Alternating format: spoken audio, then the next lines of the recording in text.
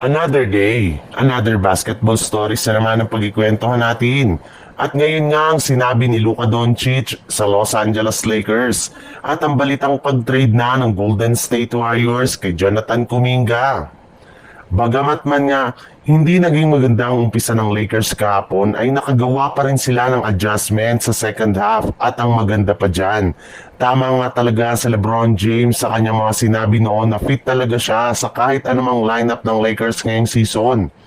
Marami na rin naman nga ang mga analyst ang nagsabi na mas pinadali nga daw ngayon ni LeBron James ang mga ginagawang play ng Lakers, lalo na sa kanilang starting center na si DeAndre Ayton, na hindi na itago ang saya ng makasama niya sa LeBron James.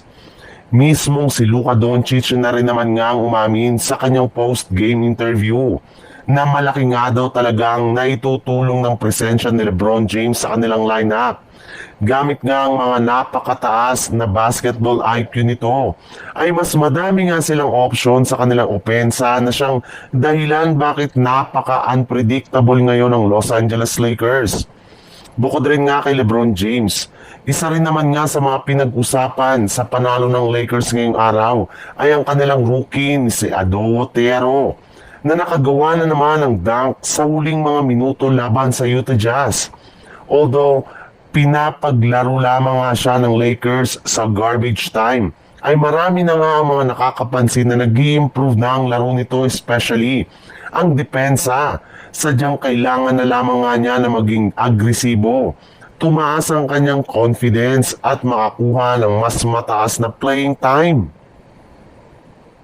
Sa ibang balita naman, pagkatapos nga na matalo ang Golden State Warriors sa kanilang game kahapon laban sa Orlando Magic, ay dediretso na naman nga sila sa lugar ng Miami para kalabanin ngayong araw ang kupunan ng Heat. Yes, magkakaroon nga sila dito ng back-to-back road game na siyang magpapahirap ng todo ngayon sa kanilang kupunan. Bukod din dyan, underman pa rin nga po ngayon ang kanilang lineup sa hindi pa rin paglalaro ni Jonathan Kuminga sa kasalukuyang may injury ito. Medyo hindi nga daw talaga kang ganda ng kalagayan ngayon ng kanilang batang player since sumasakit pa rin nga hanggang ngayon ang kanyang tuhod. At hindi pa rin ito nakakasama sa kanilang mga ginagawang practice. Kaya inaasahan nga na hindi na naman siya makakapaglaro sa kanilang game bukas ng umaga laban sa Miami Heat, which is nagiging problema na ngayon ng team dahil hindi na nga sila nakakasabay sa mga team na merong malalaking player. Isa pa, inaasahan rin naman nga na once na bumalik si Kuminga sa Warriors ay mahihirapan na naman ito na maka-adjust sa bagong game plan ni Coach Steve Kerr. Ibig sabihin, posible nga na mabangko na naman ito kagaya na nangyari sa kanya ng dang season.